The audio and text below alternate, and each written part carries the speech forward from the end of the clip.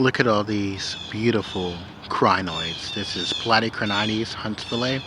This comes from the lower Montego limestone formation. So this is Meramecian in stage. Look at that. Beautiful calyxes. You can see the pinnules on this specimen, and it's all over this very, very large rock here. I mean, this is my hand for scale here, and it's absolutely gorgeous. I love it.